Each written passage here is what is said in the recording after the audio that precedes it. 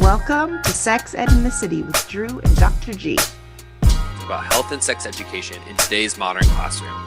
Get an inside peek into the world of sex education and real-life stories from teachers. Hosted by experienced educators Drew and Dr. G, each episode brings you an open and honest discussion about a range of topics related to health and sex education.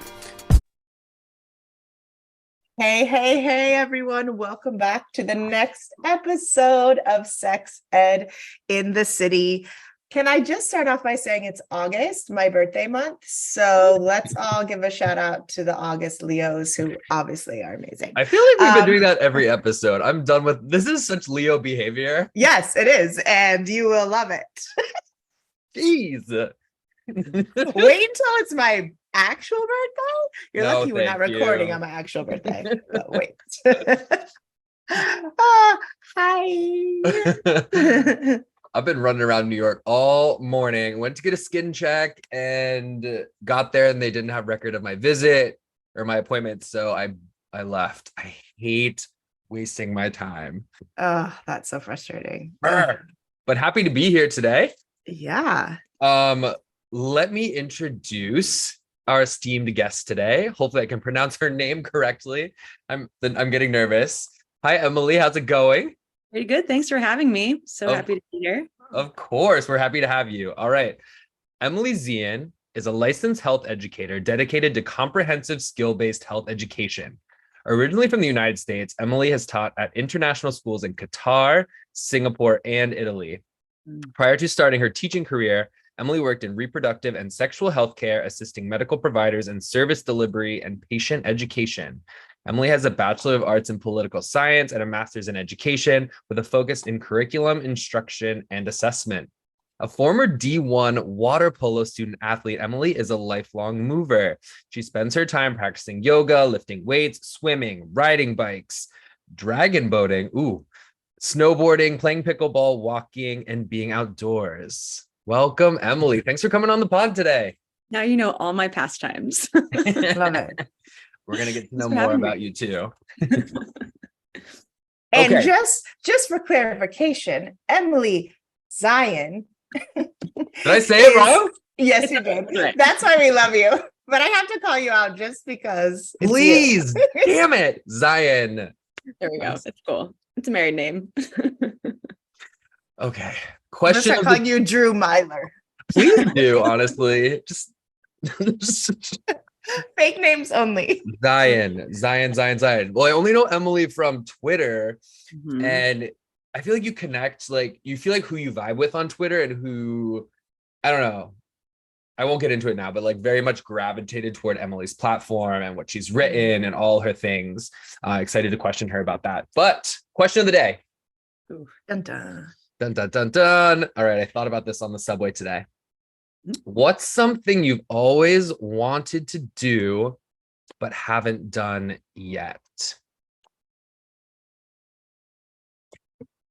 Mm. I can go first. Do you want me to go first? Because you both need time to think. Oh my God. Well, I forget my. I can go first today. Great. Can I say two? Oh, of course. Always. Okay. Yes.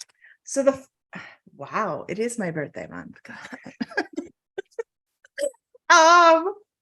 So the first thing I've always wanted to do is go skydiving. And I wanted to go for my 40th birthday, but no one that I was with would go with me. And I didn't want to do it by myself because I feel like I like to do adventures, but I like to experience them with others so we can laugh and talk about it. So I didn't do it. So I still haven't done it.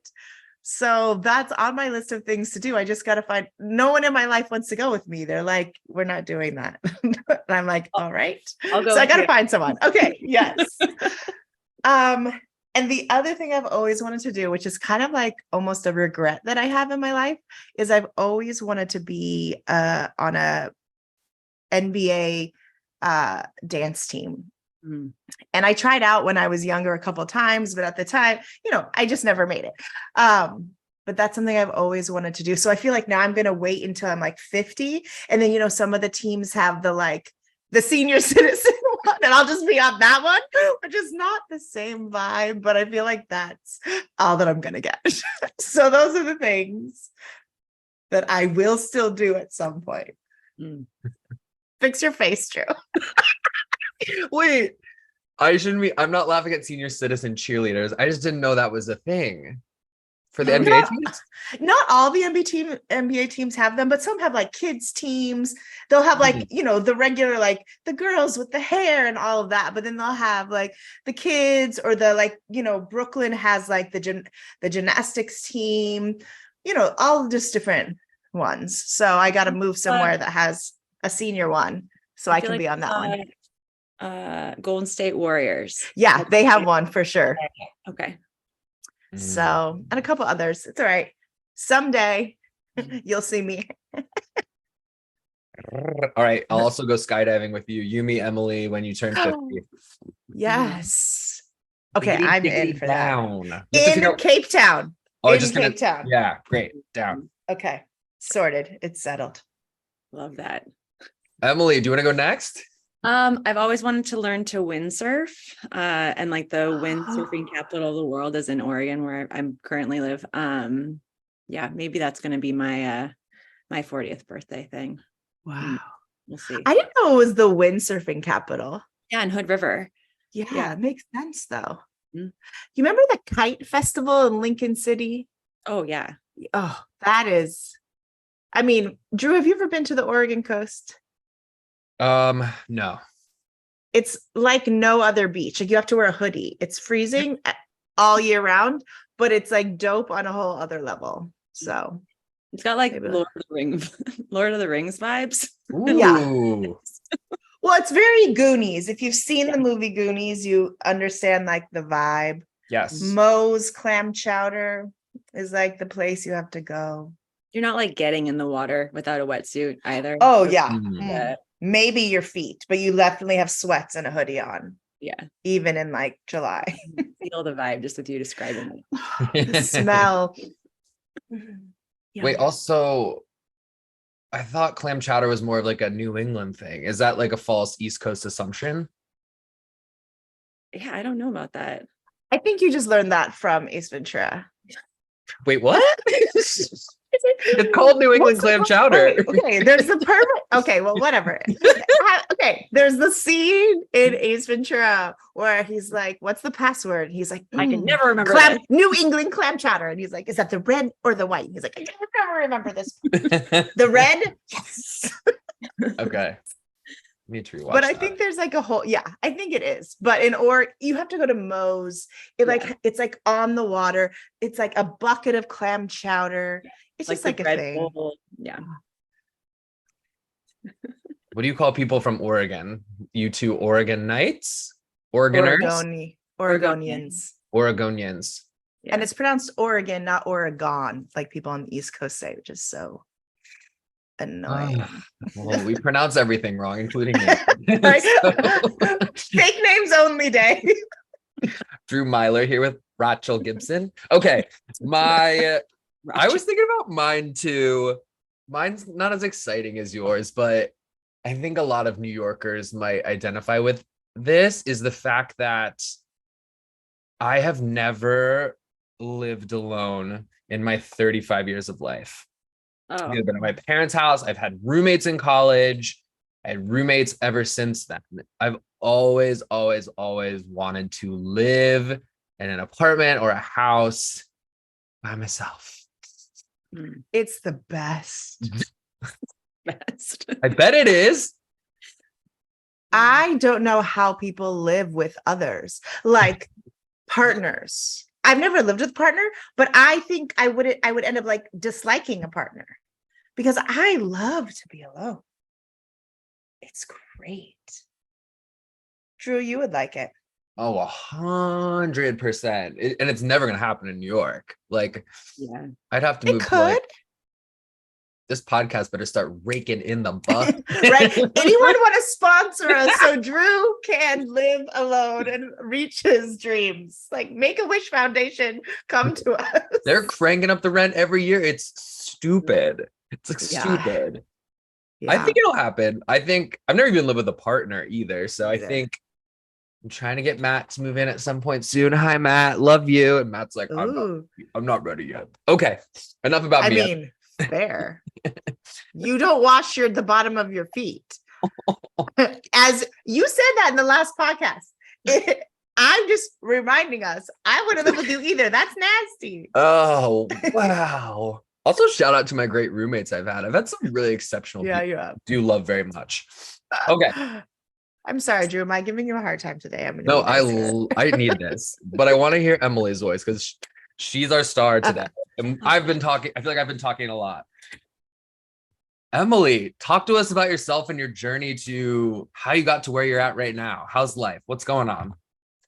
Oh, life. Yeah. So you want like the professional version, you want the personal version, I'll intermix. Whatever.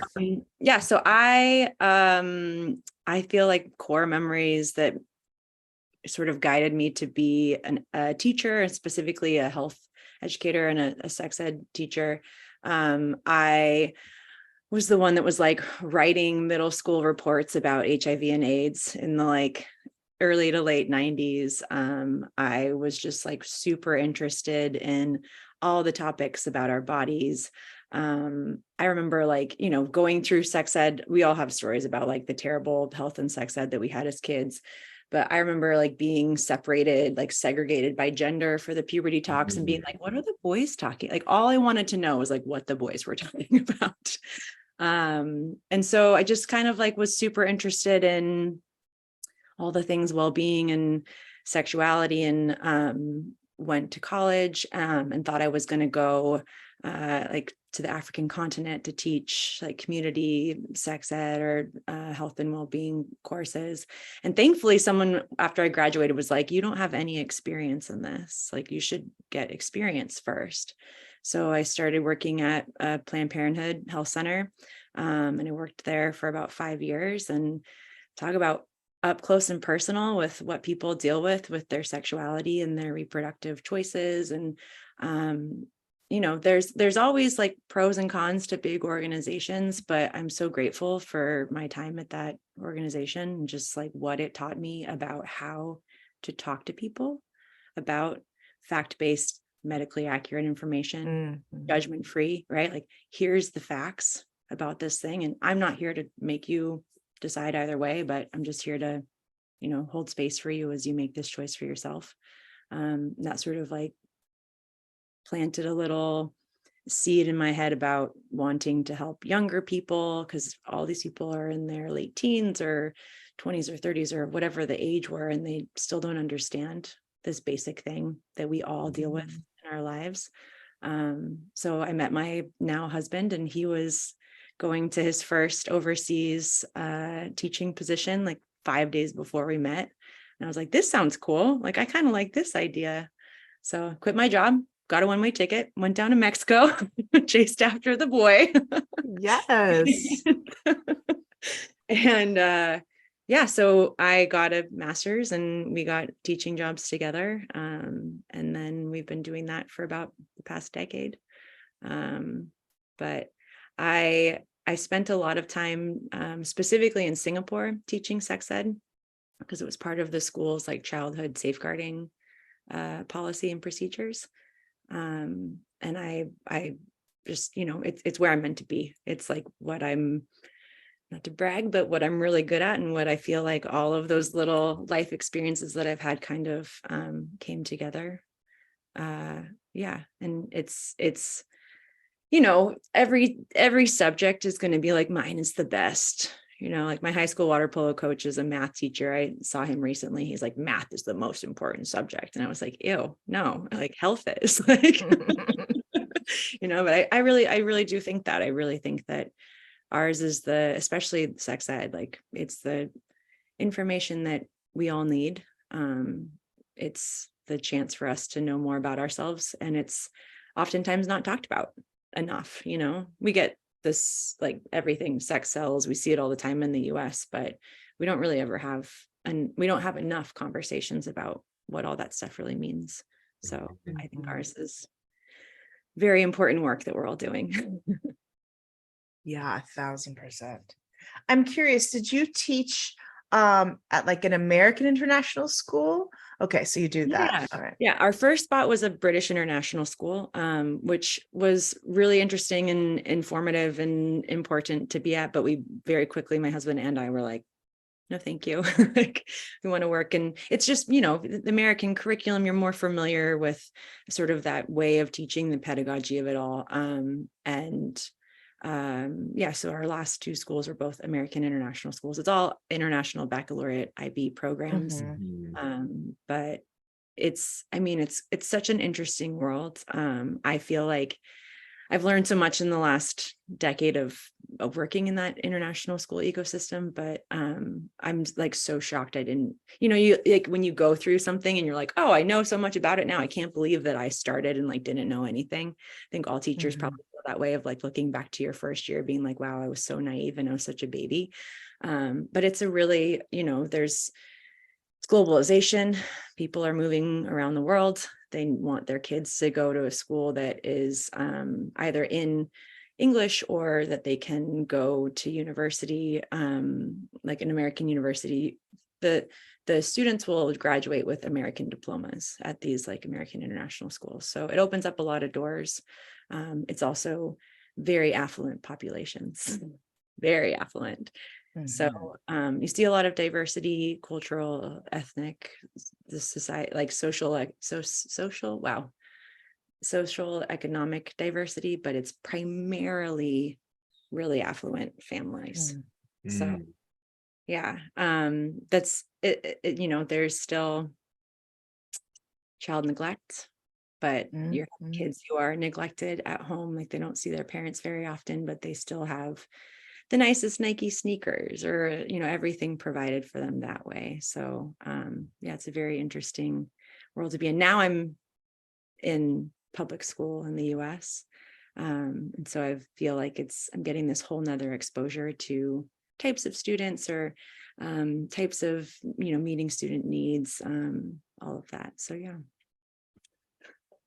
That's another thing on my list that I've always wanted to do is teach internationally.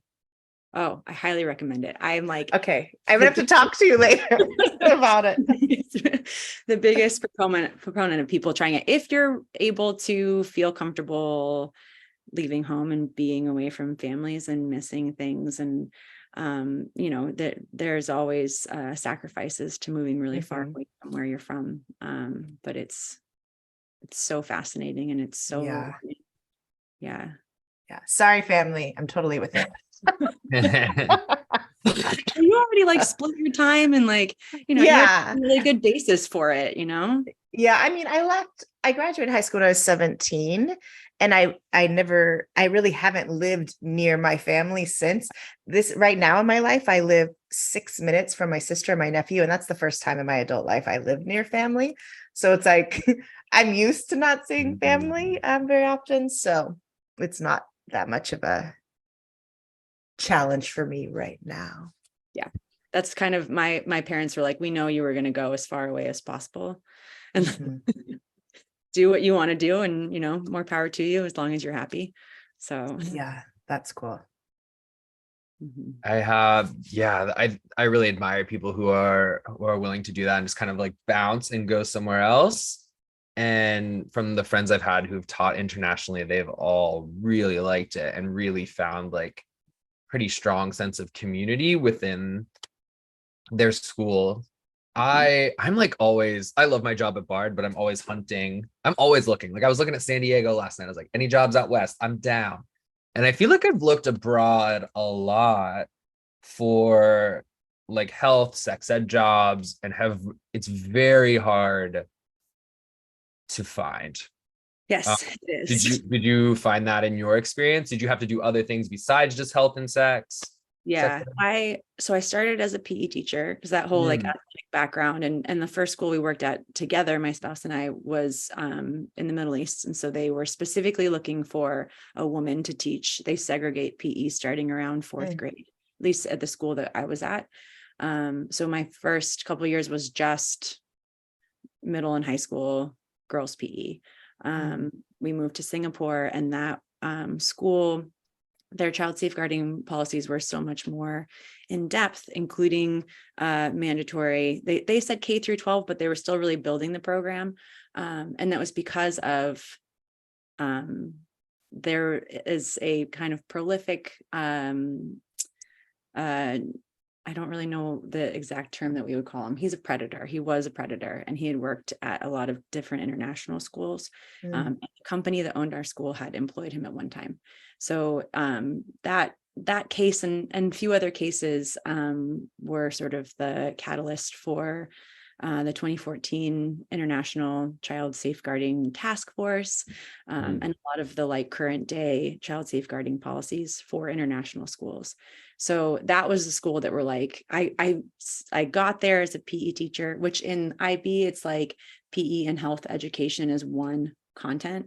Yes. And the health part of that is almost entirely personal health and fitness. It's not like what we know as skill-based health, more comprehensive lens. And they needed somebody to take over their sex ed program. So it kind of like, I fell into it in this really lovely way.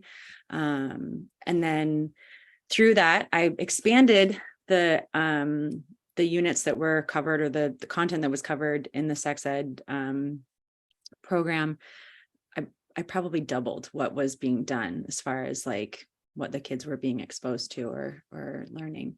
I had 12 lessons.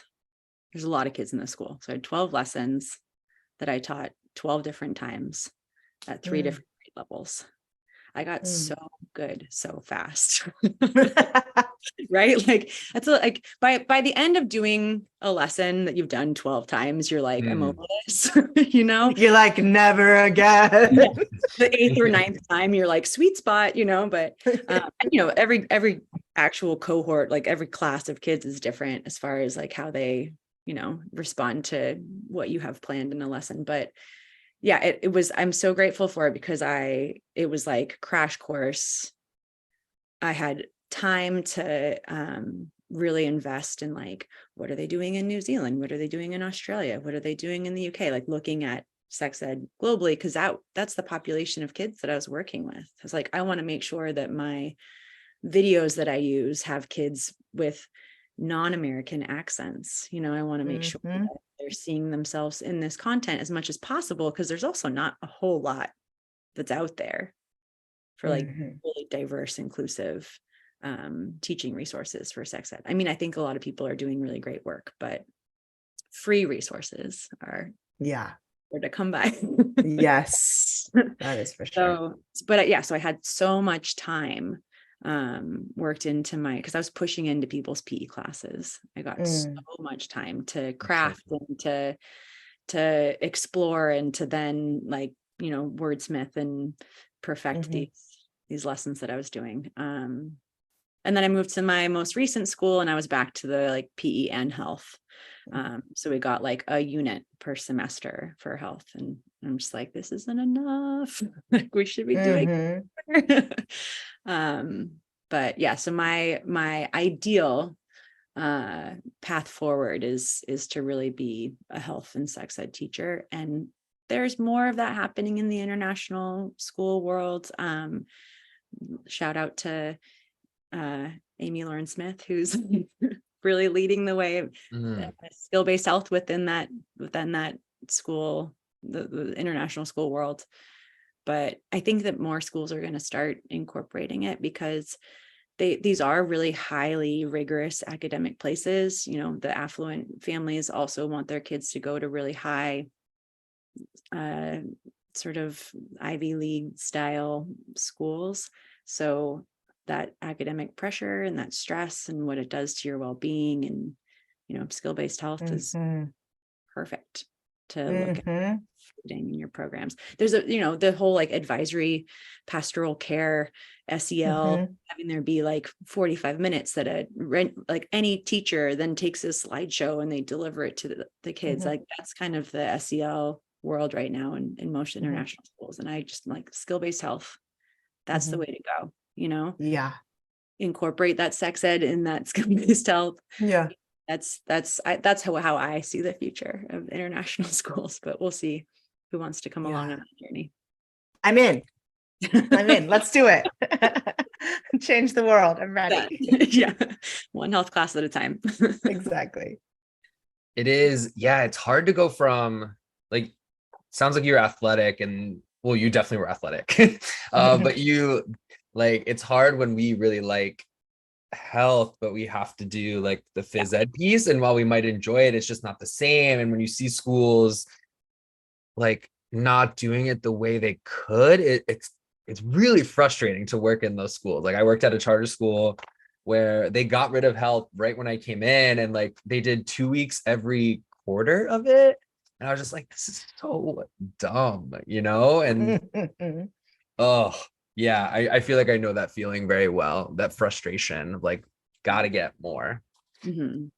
That That was was so what? Oh, go ahead. just when I was pushing into people's PE classes. PE for a lot of kids is their favorite class. Is Yeah. to be Mhm. moving and doing activity and whatnot. And there would be kids who are like, "Oh, I want to be in PE. Like, why are you taking away PE?" Yes. And I very quickly realized the best way to respond to that was to not allow them to get to that space. Like it has to be like they're up out of their chair, they're moving around, they're doing things that are interesting enough, and like get them hooked into it. And I feel like it worked. Like there were less and less times that kids were like, "Oh, we should be in PE now instead of here in sex ed." I'm like, this is the best class you're ever gonna get. Like, Right? you know? 1000%. Yeah. Where else can you say penis in school and it's not a problem?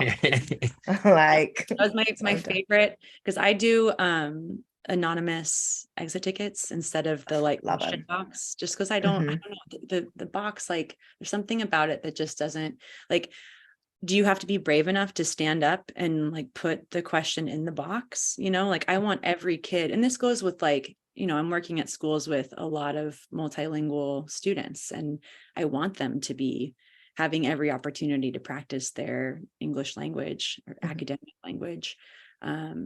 Everyone has to write an exit ticket. And sometimes you have a choice of what you're going to say. It's usually like question, a comment, a piece of feedback. Then you get them in like invested in like telling me what they liked, what they didn't like, helps me out. But also it gives them a chance to talk about how they felt about it. Tell me that you felt weird. Tell me that you felt embarrassed. Tell me that you felt, because that's how we start to learn our like own personal likes and dislikes, red flags, etc.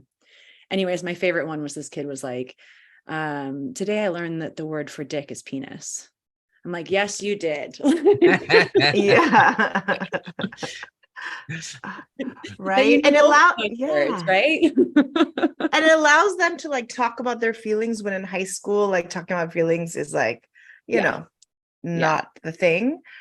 I used to do a thing in the beginning of my sex ed unit where they would, similar to your mandatory exit tickets, and I would say, they had to do two sides. What are you most excited about in starting sex ed? And what are you most nervous about in sex ed? Completely anonymous. And of course, like they would be like all the same stuff. And I would read it out loud to them. So they would hear that like everyone had the same worries. And it was such a great way to start the unit, because half of them were like, I'm really embarrassed. They'd be like, I'm worried people are going to be immature. I don't know how to talk about. And so then it just like brought this like calm, because they realized they're like, oh, because I would read every card, be like 17 people would be like, I'm nervous, so it's like so cool. Oh, I love Highly that. suggest that folks do that. Love that. What would you do? Like, how do you then, this is like, I'm now interviewing you. Perfect. How do you address with a group, especially high schoolers? I don't know, middle schoolers do this as well. When someone says like, I'm worried that other students are going to be immature. Yeah. Well, we would talk about what does that mean to be immature? And just because someone is laughing, why do people laugh? Right. And so we'd have a whole conversation about our reactions to things and why we sometimes laugh over nervous. And, and so we would get into a conversation about what does it mean to be immature and all of that stuff. And then it would just really, just like having that discussion in an open way would just like prevent it from the get. I think. I like that. Yeah. That makes me think of, so again, I'm working at schools primarily that have a one-to-one program. So I can do things like post videos for kids to watch on their own or partner. And I remember I started doing that mostly for middle school students. Because it took away, if you're watching the video with the whole entire class, that's when people are going to be like, ew, gross, like, or have those responses. And if they're doing it in like a small group by themselves or with a small group, I feel like it's more digestible, like without having there be some of that worry. There's so much finesse and nuance to it all. Yeah. Like everyone's looking at me to see how I react to this video. I have to react in the cool way, which literally they're all thinking about. Yeah. Is that's what you're mentioning about like kids saying, they're worried about other people being immature or what other people look at me when we're doing this kind of stuff. That's a common one with having all the students together for puberty lessons.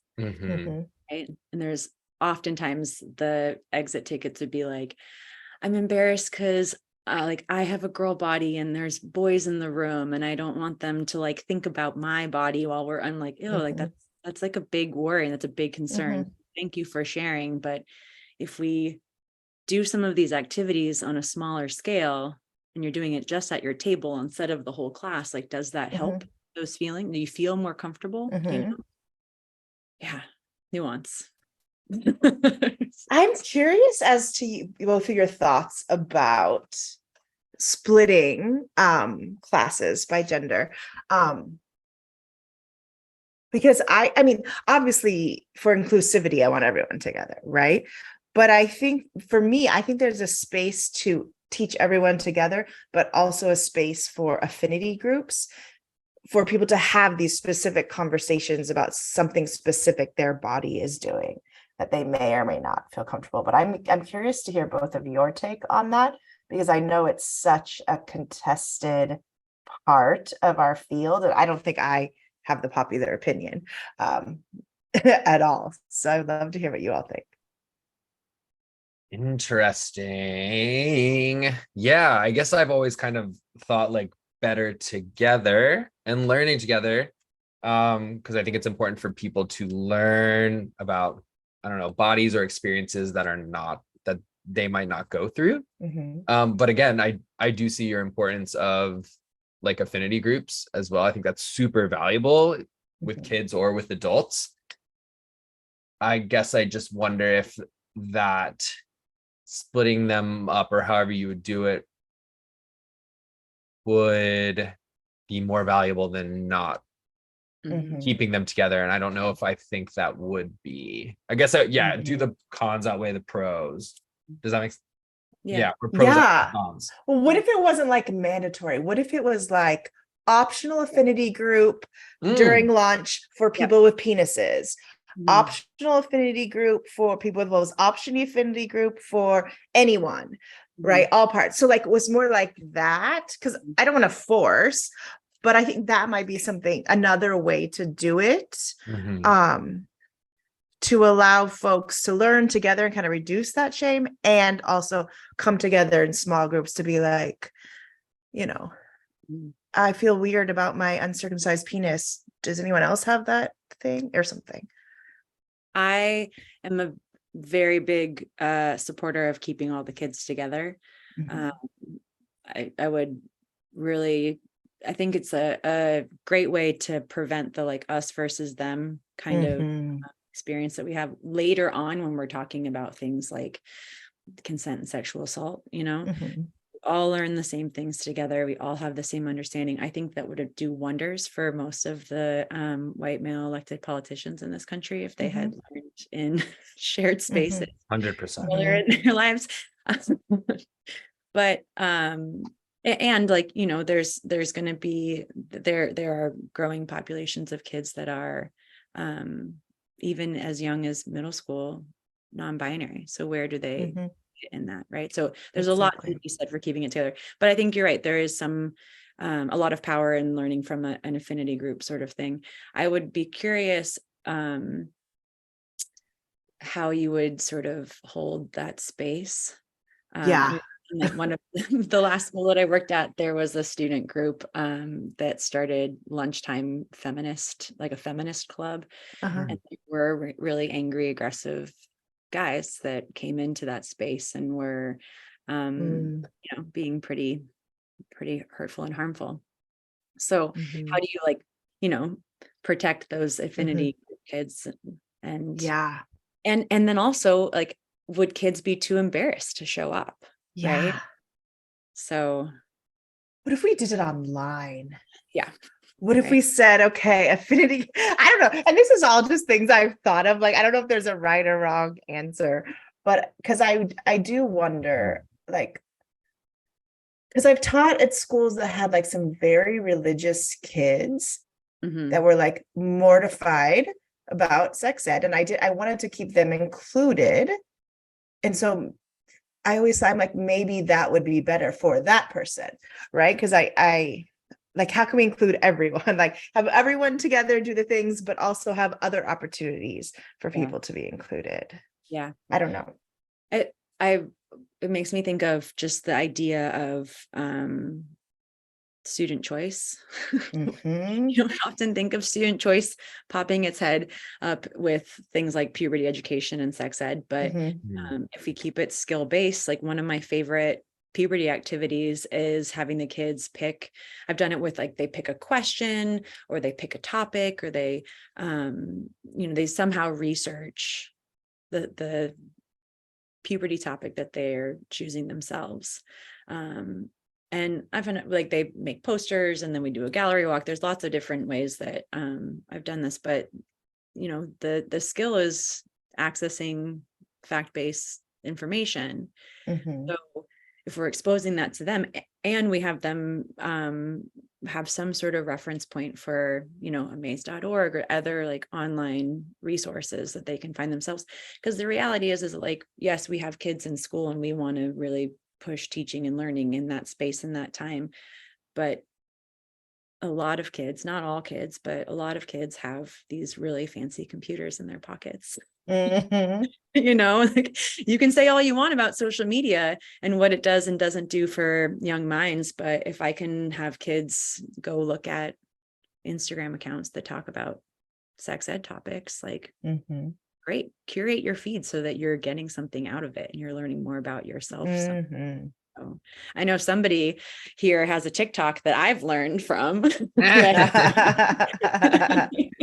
That's Drew, just in case. Yeah, it's not me, y'all. It's not me. There's so many social medias I can't keep up, but Drew's is great. What is your TikTok handle, folks? Or Drew, so people can Miller follow? Health Ed. It's also my Twitter handle. Is Twitter even a thing anymore? My X handle. It's been wild.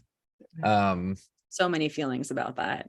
Yeah, I don't even know what's going on anymore. I feel like I just wake up and bizarre. Yeah.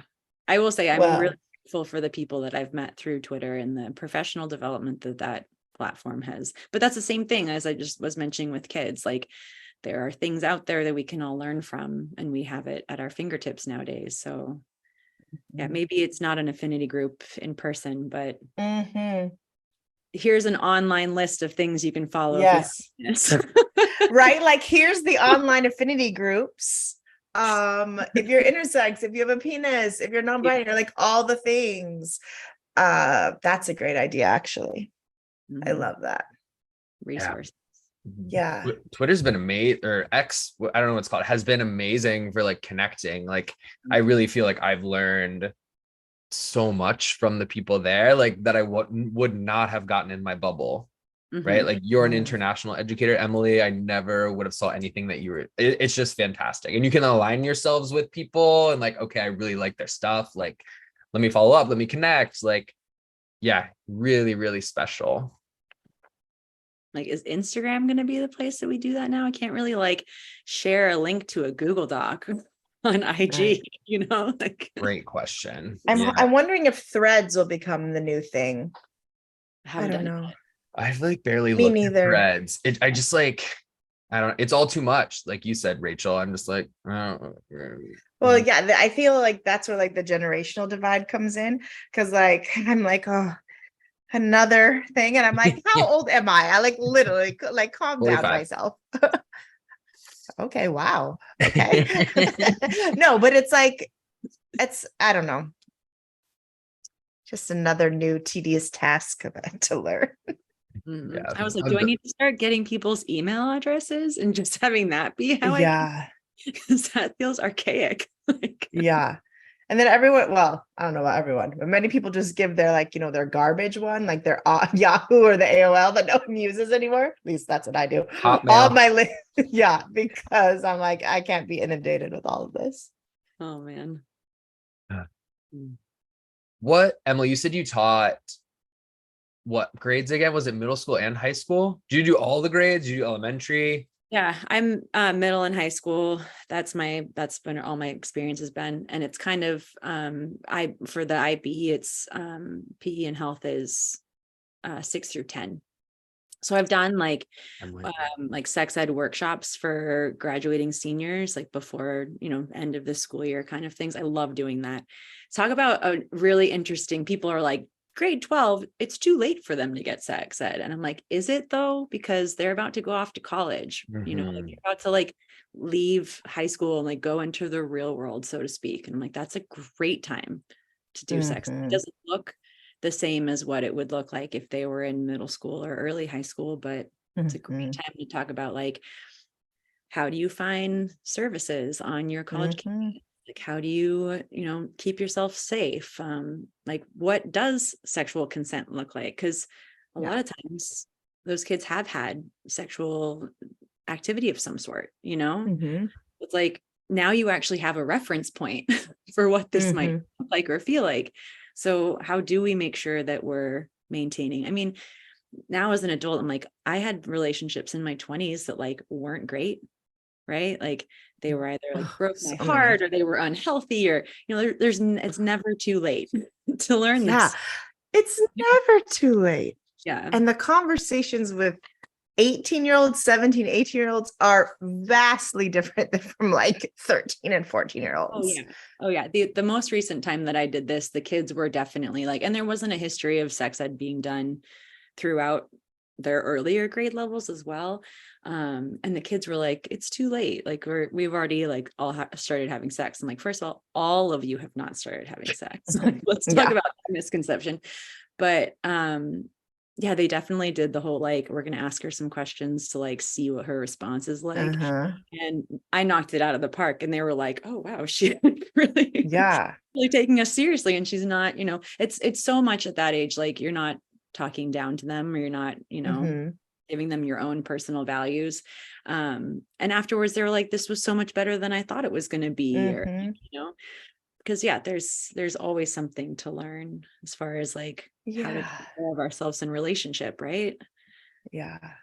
Well, there's an assumption that it's sex ed is all about never have sex, only condoms, like that. It's that when it's so robust and so much more than that. So if you're actually teaching that with the older kids, when you can get like into some of the juicier conversations, they're like, oh, it's not just a condom demo.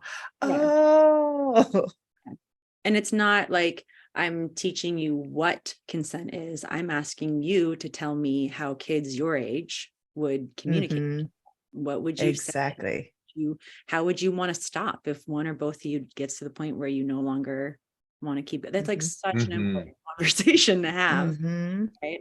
Your words, how would you say this? I'm not going to tell you what to say.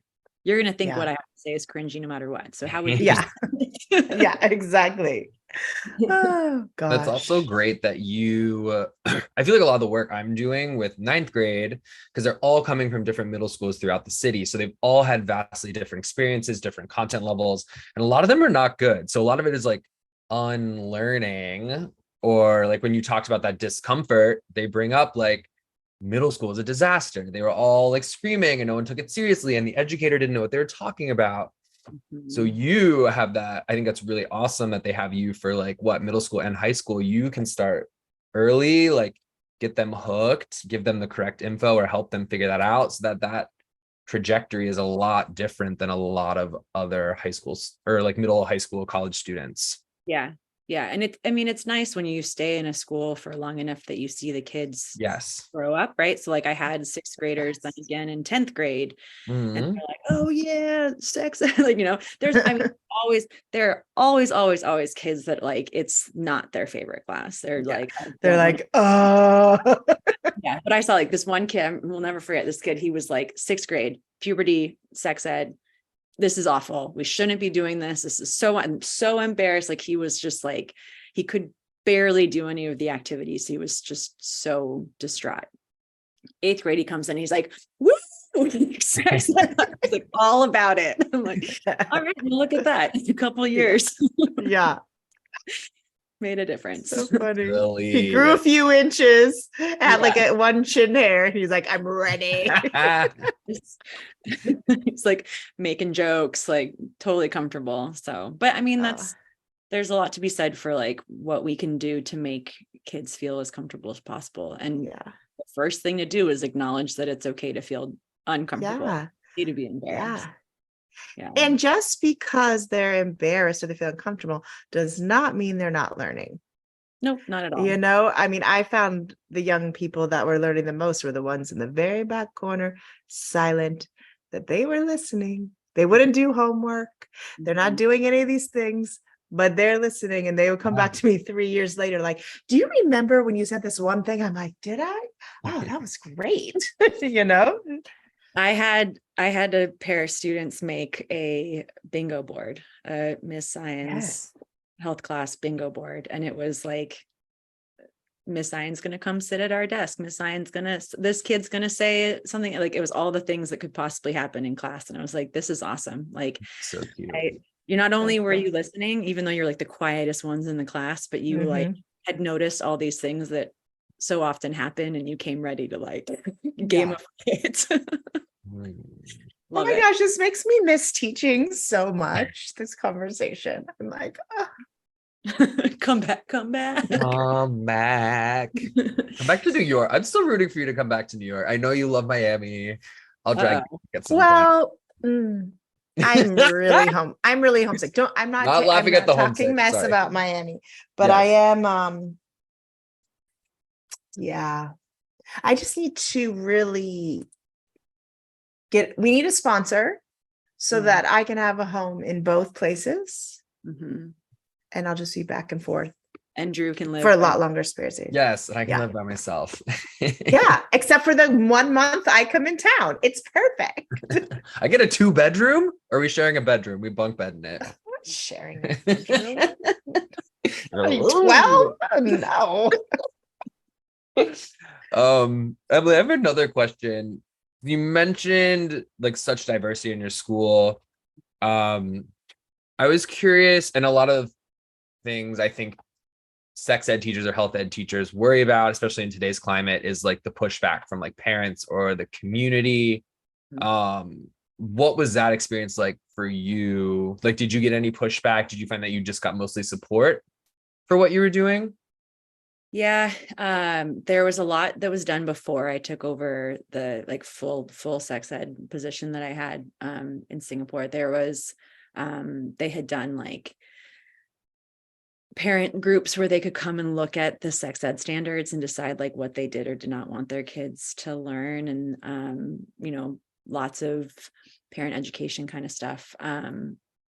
So when I took over, it was to the point where it's like, this is going to happen. This is the school's policy. This is why it's child safeguarding. You can't really like, this is child safeguarding. We're trying to keep the kids safe. Like someone wants to argue with that. Like there's lots of research that supports, people knowing the proper medical terms for their body parts and all that sort of stuff.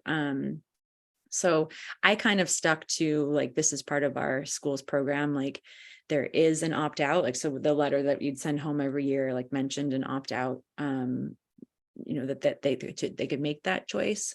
I didn't have anyone ever choose that.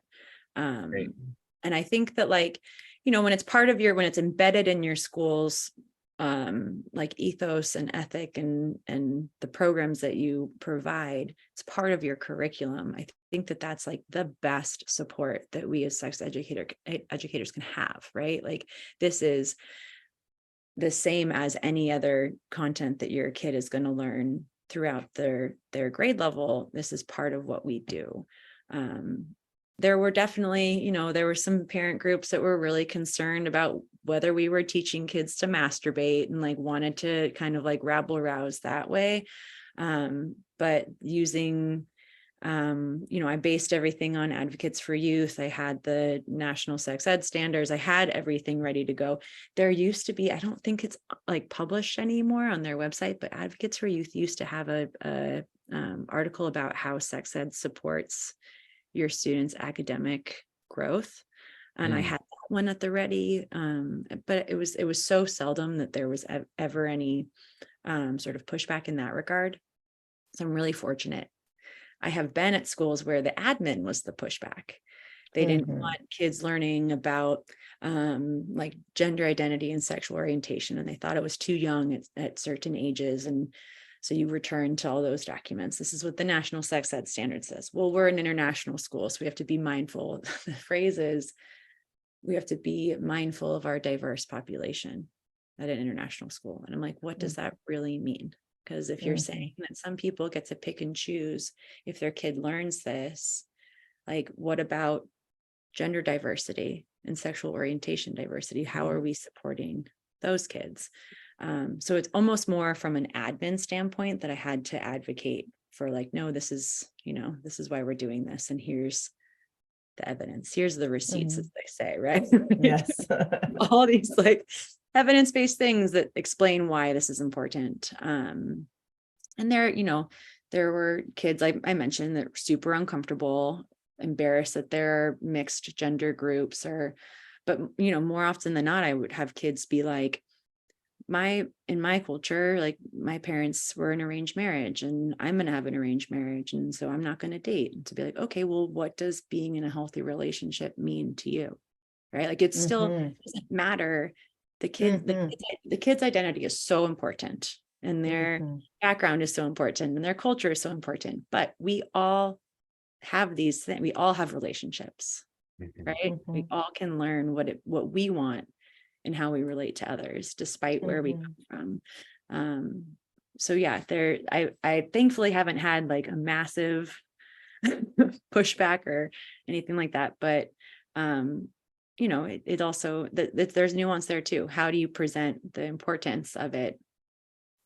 Maybe sex ed needs to be rebranded. Maybe it needs a new name. Maybe we need to call it relationship education and not just sex education. But yeah, being able to reference why it's important at the ready. Oh, can we talk about that for a minute? Because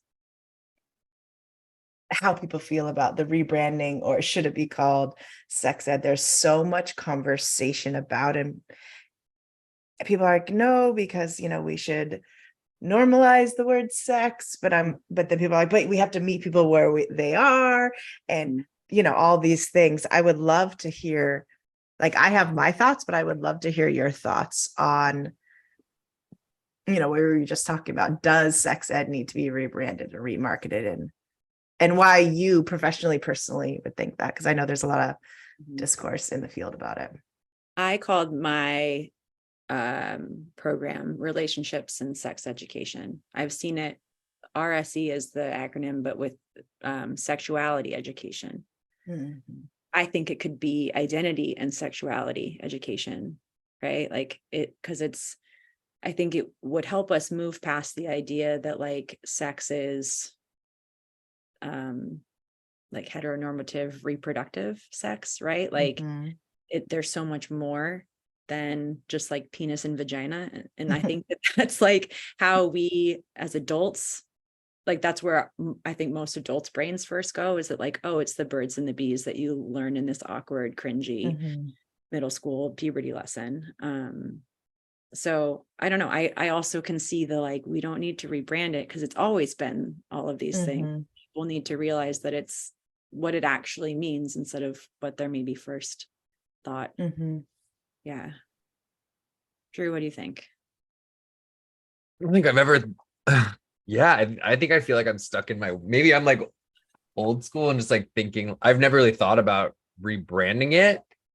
I have thought about changing the focus of my class to make it more like about relationships, because sometimes I do catch myself being like, I don't know, going very stereotypically through like the parts. And I'm like, what if I could tie all of this back to developing healthy relationships, which I would love to pick your brain about, Emily, because I feel like by the time we get over a lot of things, it's like we spend like one day or like 2 days on healthy relationships. I'm just like, I feel like that should kind of be the core, the centerpiece of it. And maybe that's my values sticking out.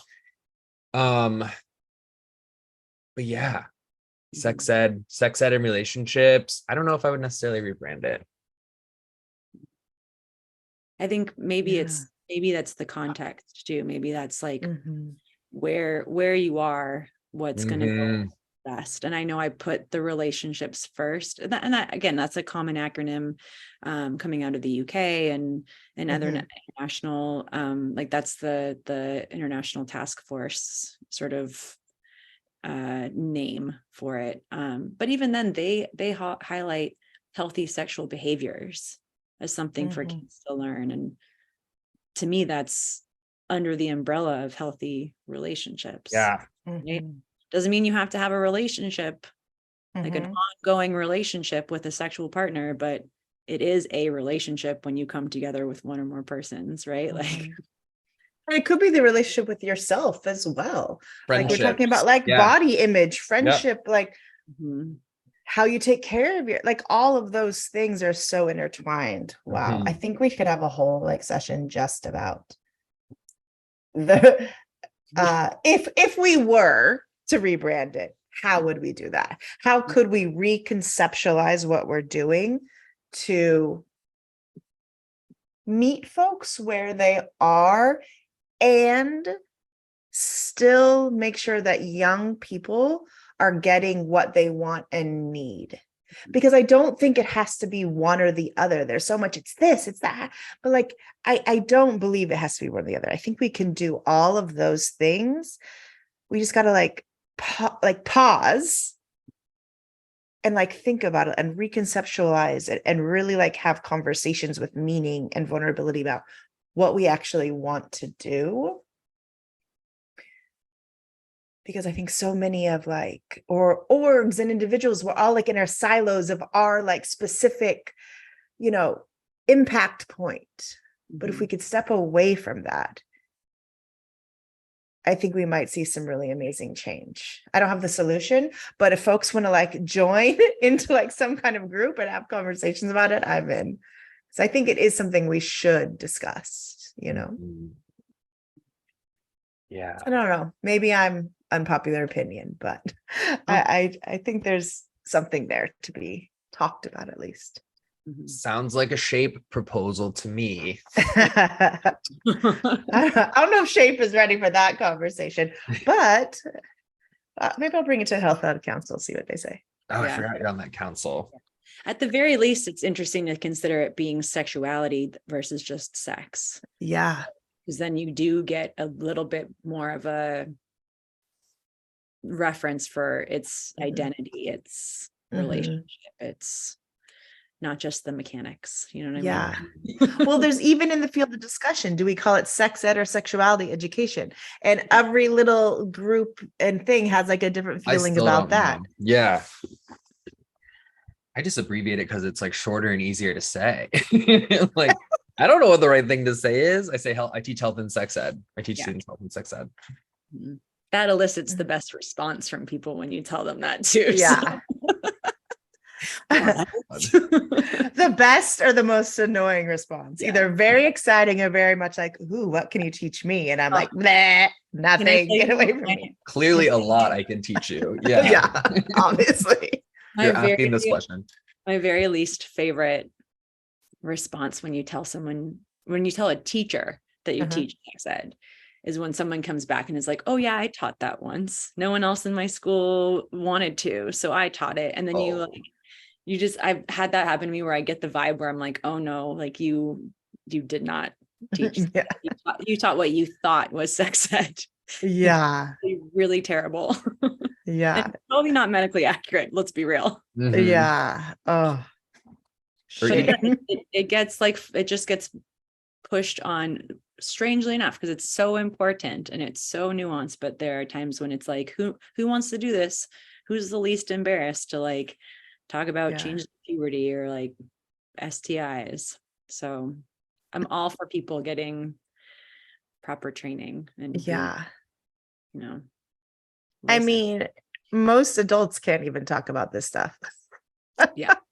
So they don't even know the right things that they're teaching, which is another whole podcast as well. Yeah, I found I digress. It's been like a lot of mostly science. It's gotten thrown. That's what my kids have said. It's like we got we got anatomy lessons. And but that's all they got. And like a science teacher could do that if like they handled it sensitive. I would say they probably don't have enough training. And that's like a small fraction of like what they actually need to know. Yeah, not getting the love and support we need as health and sex educators for sure. Anybody can do that. That's no big deal. Who's the least uncomfortable? Fuck that. Well, and even making phys ed teachers do it. Like I know so many amazing physical education teachers, but it's first of all, you don't even teach in the same type of space. You're going from like a gym or a court or a pool or wherever you are teaching your this physical thing or whatever it is, to like now it's completely different. And yes, there are like pieces of overlap, but there are pieces of overlap in geography and language arts too. Like it's so training, wild.